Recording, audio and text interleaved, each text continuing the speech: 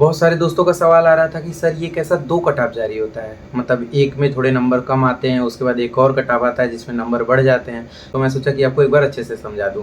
एक तो आंसर की जारी होने के बाद कट ऑफ आता है जिसमें ये बताया जाता है कि इतने नंबर से ऊपर वाले बच्चों को डॉक्यूमेंट वेरिफिकेशन और फिजिकल स्टैंडर्ड टेस्ट के लिए बुलाया जा रहा है। लगभग वैकेंसी के 3 गुना बच्चों को बुलाया जाता है फिजिकल के लिए। जब डॉक्यूमेंट वेरिफिकेशन और फिजिकल स्टैंडर्ड टेस्ट हो जाता है तो उसमें बहुत सारे बच्चे पास होते हैं।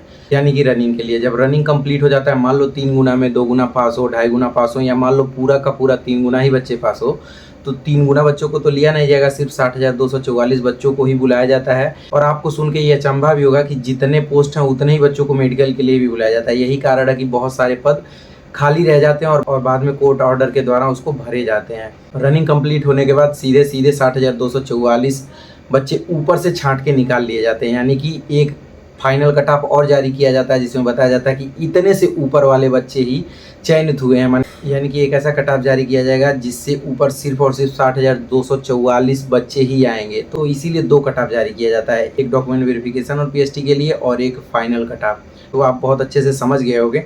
ऐसे इस बारी जो रनिंग है उसमें बहुत ज़्यादा समय मिलने वाला है। मैक्सिमम चांस यही है कि बच्चे रनिंग क्वालिफाई ही कर लेंगे। लड़कियों के साथ थोड़ा सा दिक्कत है क्योंकि उनकी बनावट ही ऐसी होती है कि वो फिजिकली थोड़ा सा उतना फिट नहीं होती हैं जितना होना चाहिए, या फिर ये कह सकते हैं कि लड़कों के मुकाबला उतना फिट नहीं होती हैं। यही रीज़न होता है कि रनिंग में लड़कियों की संख्या ज़्यादा होती है बाहर होने में।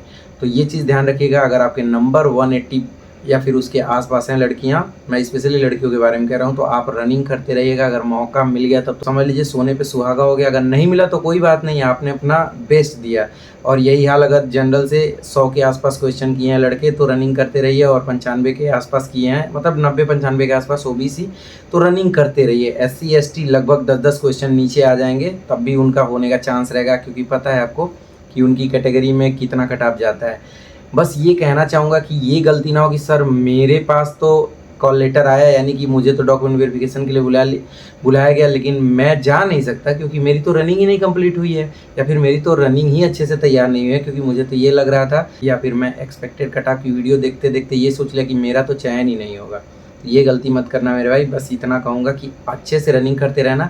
हाँ, लेकिन ये ध्यान रखना कि 24 घंटे तो रनिंग नहीं करनी है ना, सुबह 1 घंटे देना है या 1.5 घंटे देना है।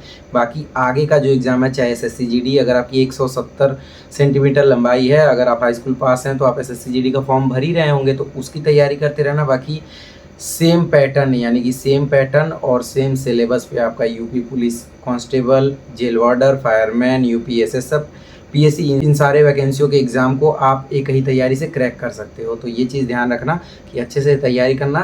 जो बीत गया उसको छोड़ दो।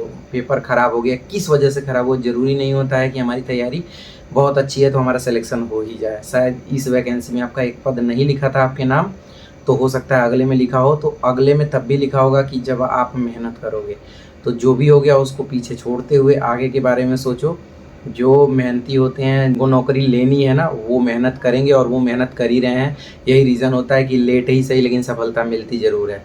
तो जो मोहल्ले, जो रिश्तेदार उनके ताने हैं उनको सुनते रहिए और हंस के पढ़ते रहिए, क्योंकि शायद आज आपके मुंह का जो जवाब है वो उनको नहीं पसंद आएगा और वो आपको दोबारा ताना दे देंगे कि काम कुछ करता नहीं, बस खाली बोलता रहता है। तो अपनी सफलताओं से उनके मुंह पे टेप चपका दीजिए और वो बोल नहीं पाएंगे, और कहीं ना कहीं जब मिलेंगे तो कहेंगे बाबू हमके तो लगत रहा कि तू एक दिन नाम रोशन जरूर करवा। तब आपको बहुत अच्छी वाली फीलिंग आएगी। तो बस उसी फीलिंग के लिए थोड़ा सा पढ़ लीजिए, इतना पढ़े ही हैं। मुझे लगता है कि 60 से 65% के आसपास आपका सिलेबस तैयार है ना।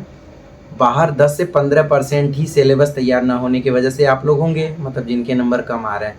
तो सोचो कि जो बेस बना हुआ है उससे ऊपर ही तो आपको पढ़ना है, बेस वाले को रिवीजन करना है। जहाँ गलतियाँ हो रही हैं उसको अलग से लिख के, उसको चैप्टर वाइज पढ़ के, फिर चैप्टर वाइज ही पीआईक्यू लगाना है, यानी कि जो प्रीवियस ईयर क्वेश्चन पूछे गए हैं वो लगाना है। उसके बाद फिर मॉक देना, उसके बाद देखना आपके मॉक में कितने अच्छे नंबर आएंगे और कोई भी आपको काट नहीं पाएगा।